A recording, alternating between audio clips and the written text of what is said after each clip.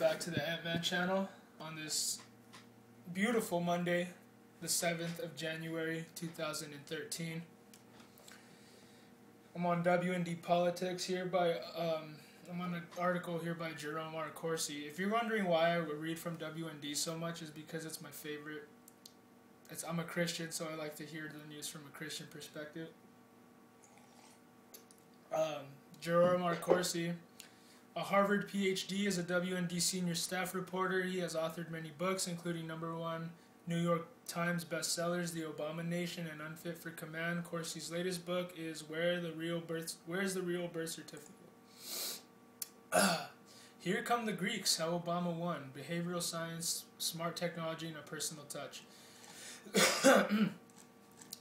Okay, I guess I didn't really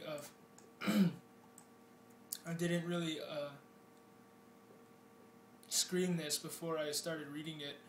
You see, when it comes to election fraud, I really don't care. You want to know why? It's like knowing how much you got lied to. I already know I got lied to. I'm not really interested in looking into that. You know what I mean? It's like, yeah, I know that the election's rigged. No, duh. About exactly 1 year ago, I was watching the GOP debates with Ron Paul. Absolutely the funnest time ever, man. You were listening to a guy come out of... I literally thought Ron Paul came out of nowhere because, I mean, I've never heard of him before. He's this old guy. No disrespect. He's an elderly man, is what I should say. He's an elderly gentleman, and he's a congressman. He's a Republican from Texas.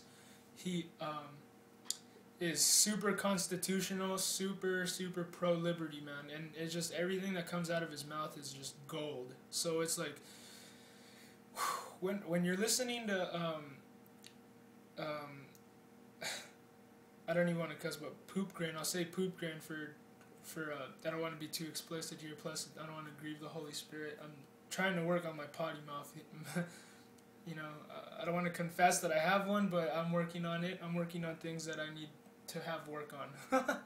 But what's it called? What was I saying?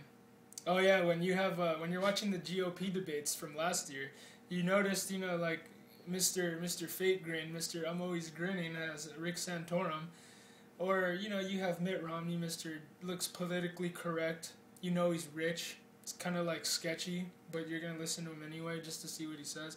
Then you got like this little potbelly guy, Newt Gingrich. I mean, all these guys were talking like they had their head up each other's behind, but when you heard Ron Paul talk, I mean, you don't hear like that he's talking to get like anything out of it. Like, he's not saying these things because he's trying to get something out of it for himself. He's trying to send you a message so that you can relay it to your children, relay it to your neighbors, relay it to your family about the thing that kept this country alive and kept this country thriving is just the fundamentals that the founding fathers have about just their principles and morality. Morality is a big part of society.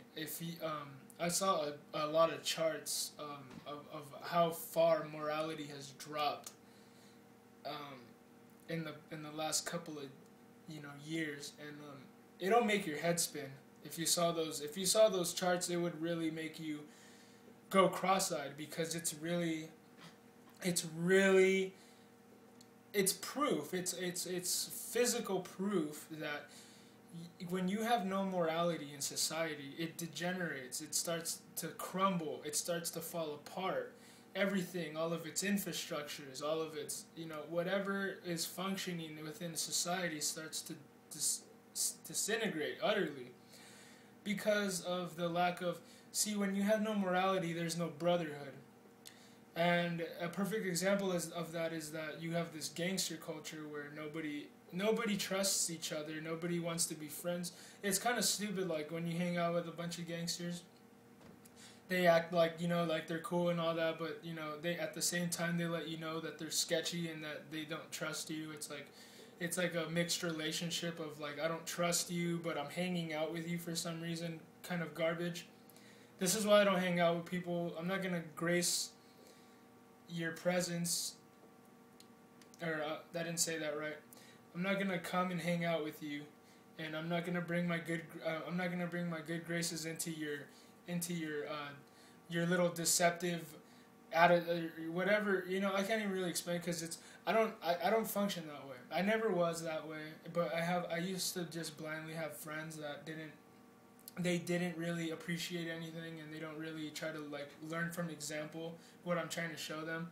A lot of why I have a lot of friends that aren't like me is because I have a lot of, you see, it's like what Jesus said, like, what reward is there in having friends that think exactly like you? You know what I mean? Did Jesus only hang out with his disciples? No, he went around talking to everyone all the time. He didn't care if you were a prostitute. He didn't care if you were a thief. He didn't care what you were. He was going to talk to you the way that you deserve to be talked to, like a human being.